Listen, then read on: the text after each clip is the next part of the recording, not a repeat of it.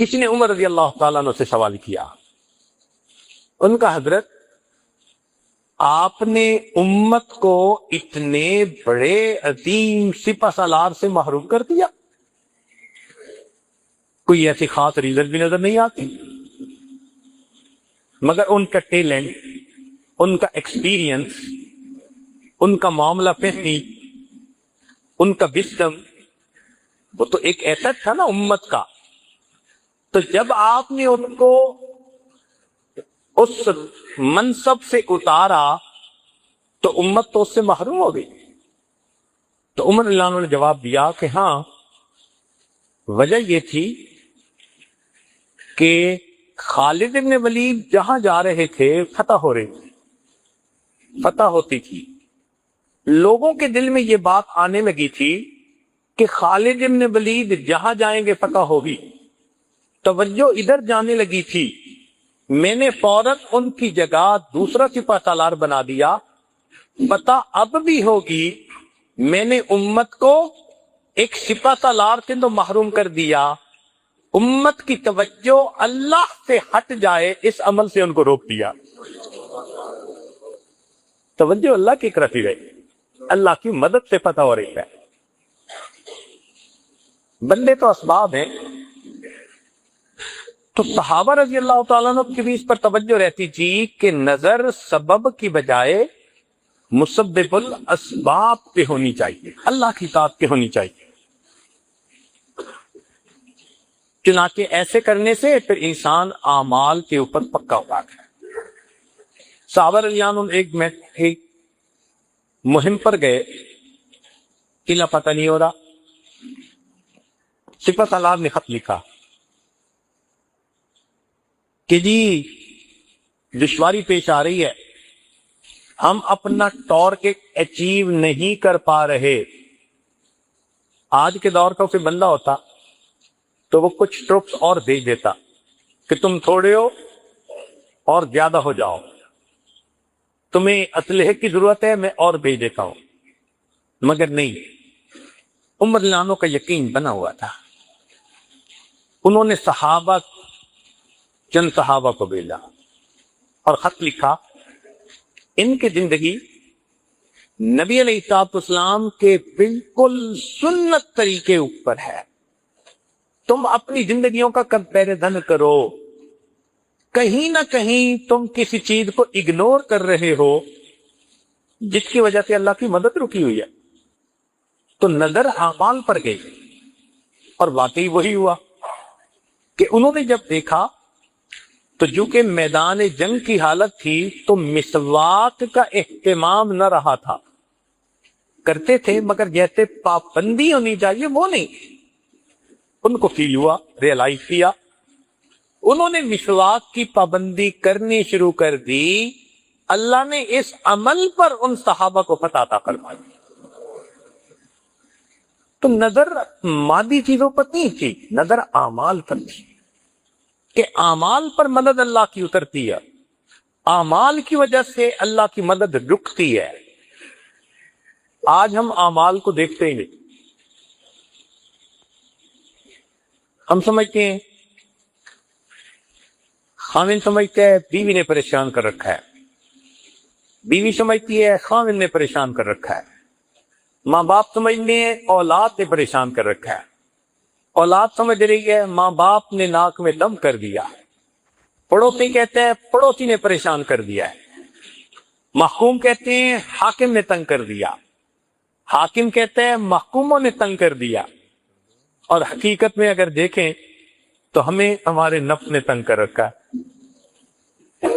ہمارا کوئی دشمن نہیں ہے، ہمارا نفس دشمن ہے، شیطان دشمن ہے، یہ ہم سے خلاف شریعت اعمال کرواتے ہیں اور ان بد اعمالیوں کی وجہ سے ہمارے اوپر مصیبت آتی ہے۔ قرآن کریم نے صاف کہا، ما اصابکم من مصیبت فبما کسبت ایدیکم، جو تمہیں مصیبت پہنچتی ہے تمہارے ہاتھوں کی کمائی ہوتی ہے۔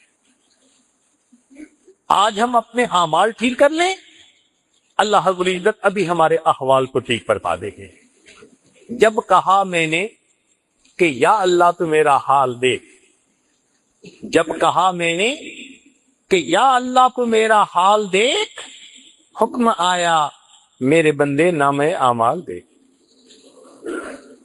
ہم لوگ کو تو دیکھو نا کر کیا رہے ہیں. ہماری تمام پریشانیوں کی بنیادی وجہ ہمارے نفس کی خرابی، ہمارے اپنے ہاتھوں سے کیے ہوئے گناہ. اگر ہم ان کو چھوڑ دیں، اللہ رب العزت کی آج مدد اتر سکتی ہے ہمارے ساتھ. اب صحابہ رضی اللہ عنہ کا جیسے یقین بنا، امت کے علماء اولیاء کا بھی یقین بنا ہوا. چنانچہ باجید بستامی رحمت اللہ علیہ کے پاس ایک بندہ آیا، کہنے لگا بڑا پریشان ہوں، بچے ہیں، روزگار کا کوئی سلسلہ نہیں بن رہا. تو انہوں نے کہا کہ اچھا گھر جاؤ، جس کا رزق اللہ کے ذمے ہے اس کو رہنے دو، اور جس کا تمہارے ذمے ہے اس کو پردے نکاس دو. کہنے لگا جی رزق تو سب کا اللہ کے ذمے. کہنے لگے پھر پریشان کیوں ہوتے ہو؟ تم کام میں ہاتھ ڈالو، قدم اٹھاؤ، محنت کرو، ہاتھ باندھ کے بیٹھے نہ رہو. تمہارے لیے قدم اٹھانا لازم ہے. جب تم قدم اٹھاؤ گے، جو پروردگار نے لکھا وہ مقدر میں تمہیں مل کے رہے گا. تو ایسے میں انسان دوسرے کی جیب کو کیوں دیکھے، دوسرے کے مال کو غلط طریقے سے کیوں ہتھیائے، بددیانتی کیوں کرے؟ یقین کی کمزوری کی وجہ سے یہ ساری ہمارے اندر خرابیاں آ رہی ہیں. تو یہ یقین بنتا کیسے ہے؟ اہل اللہ کی صحبت میں بیٹھ کے بنتا ہے. جب انسان انہیں دیکھتا ہے نا کہ اللہ کے ذات پہ ان کا اتنا پکا ٹھوس یقین ہے، تو پھر انسان کے اپنے دل میں بھی یہ یقین پیدا ہو جاتا ہے. کثرت ذکر سے یہ یقین پیدا ہو جاتا ہے. اور تیسرا اتباع سنت کی اس وجہ سے یہ یقین پیدا ہوتا ہے. ہمارے مشائخ نے یہ 3 باتیں کہیں کہ جو بندہ اتباع سنت میں کوشش کرے، ذکر کی کثرت کرے اور اہل اللہ کی صحبت اختیار کرے، اللہ رب العزت اس کو پکا یقین عطا فرما دیتے ہیں. مومن اور کافر کی زندگی کا تو بنیادی فرق ہی یہی ہے. مومن اللہ کے حکم کو سن کر بات کو مان لیتا ہے، کافر اپنی آنکھ سے دیکھ کے بات کو مانتا ہے. تو مومن خبر کے راستے میں چلتا ہے اور کافر نظر کے راستے پر چلتا ہے. نظر کا راستہ جدا اور خبر کا راستہ جدا. توجہ فرمائیے، قرآن مجید میں سے چند مثالیں دیکھیے. قرآن عظیم الشان. سیدنا موسیٰ علیہ السلام فرعون کے جادوگروں کے سامنے کھڑے تھے. جادوگروں نے رسیاں ڈالی. یخیل الیہ من سحرہم انہا تسعی، یوں لگا جیسے سانپ ہیں اور وہ چل کے آ رہے ہیں. ایسے میں اگر اپنی عقل سے پوچھیں کیا کرنا چاہیے تو عقل جواب دے گی جناب آپ کے ہاتھ میں عصا ہے، لاٹھی ہے، مضبوطی سے پکڑے اور جو سانپ قریب آئے اس سانپ کے سر پہ لاٹھی مارے. بچاؤ کی ایک ہی صورت ہے اور بچنے کی کوئی صورت نہیں. حضرت موسیٰ علیہ السلام نے اللہ تعالیٰ سے پوچھا رب کریم مجھے کیا کرنا ہے؟ اوپر سے خبر آ رہی ہے ان الق عصاک، اپنے عصا کو زمین پر ڈال دے. اب عقل چیختی ہے، چلاتی ہے، شور مچاتی ہے، یہ امید کا آخری سہارا. تو ڈنڈا بھی ہاتھ سے چھوڑ دو گے تو پھر تو تمہارے پاس ہی کچھ تھے، تم موت سے نہیں بچ سکتے. لیکن حضرت موسیٰ علیہ السلام اللہ کے پیغمبر تھے. انہوں نے وہ کیا جو اللہ کا حکم ہے. آنکھ کچھ کہہ رہی ہے، خبر کچھ کہہ رہی ہے، آپ نے خبر پر عمل کرتے ہوئے جیسے عصا کو زمین پر ڈال